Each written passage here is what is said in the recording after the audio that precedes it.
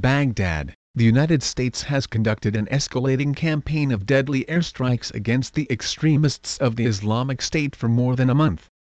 But that appears to have done little to tamp down the conspiracy theories still circulating from the streets of Baghdad to the highest levels of Iraqi government, that the Shia is secretly behind the same extremists that it is now attacking. "We know about who made Daesh," said Baha al-Raji, a deputy prime minister, using an Arabic shorthand for the Islamic State, on Saturday at a demonstration called by the Shiite cleric Muqtada al-Sadr, to warn against the possible deployment of U.S. ground troops. Sadr publicly blamed the Shia for creating the Islamic State in a speech last week, and interviews suggested that most of the few thousand people at the demonstration, including dozens of members of parliament, subscribed to the same theory.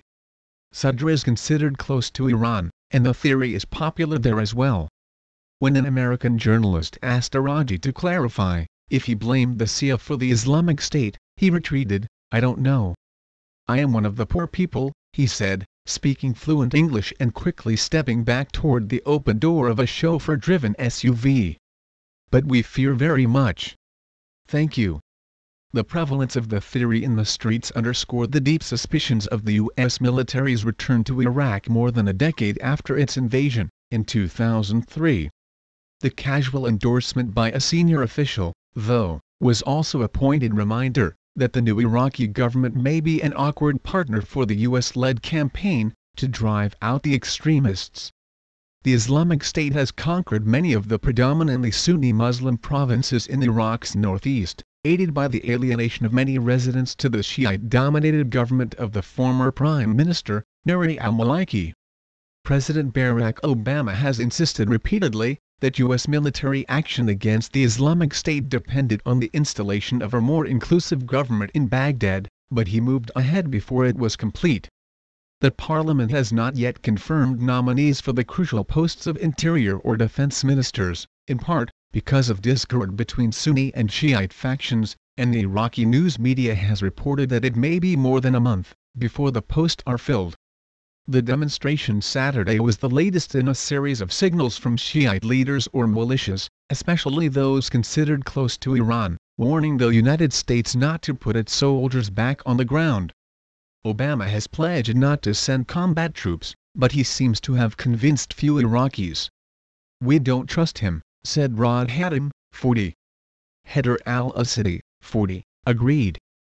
"The Islamic State is a clear creation of the United States, and the United States is trying to intervene again using the excuse of the Islamic State," he said. "Shiite militias and volunteers," he said, "were already answering the call from religious leaders to defend Iraq from the Islamic State without American help. This is how we do it," he said, adding that the same forces would keep U.S. troops out. The main reason Obama is saying he will not invade again is because he knows the Islamic resistance of the Shiite militias and he does not want to lose a single soldier. The leader of the Islamic State, for his part, declared Saturday that he defied the world to stop him.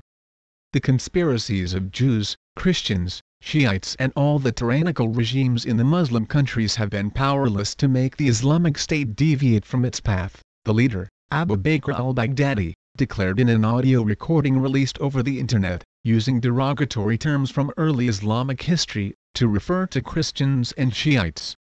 "The entire world saw the powerlessness of America and its allies before a group of believers," he said. "People now realize that victory is from God, and it shall not be aborted by armies and their arsenals." Many at the rally in Baghdad said they welcomed airstrikes against Baghdadi's Islamic State but not U.S. ground forces, the position that Sadr has taken. Many of the 30 lawmakers backed by Sadr out of a parliament of 328 seats attended the rally. Sadr's supporters opposed al-Maliki, the former prime minister, and many at the rally were quick to criticize the former government for mistakes like failing to build a more dependable army. Related Obama to lead UN effort to halt movement of terror recruits NASA's Maven enters Mars orbit at March in New York, Clarion call for action on climate. "We had a good army, so where is this army now?" asked Walid al-Hazanoui, 35. "Maliki gave them everything but they just left the battlefield." But few if any blamed al-Maliki for alienating Sunnis, as U.S. officials assert, by permitting sectarian abuses under the Shiite-dominated security forces. Omar al-Jabari, 31, a Sunni Muslim from a predominantly Shiite neighborhood of Baghdad, who attended the rally, and said he volunteers with a Shiite brigade, argued that al-Maliki had alienated most Iraqis, regardless of their sect. He did not just exclude and marginalize the Sunni people, he ignored the Shiite people, too, Jabari said. He gave special help to his family, his friends, people close to him. He did not really help the Shiite people, as many people think. But the Islamic State was a different story, Jabari said. It is obvious to everyone that the Islamic State is a creation of the United States and Israel. Copyright 2014, The New York Times News Service. Don't forget to follow Tattoo1009.com on Facebook, and Twitter, and YouTube, and Dailymotion and StumbleUpon. Please help spread the word by sharing our articles on your favorite social networks. Go to the links in the below section for updates every day. From my cold dead hands, abolish the corporate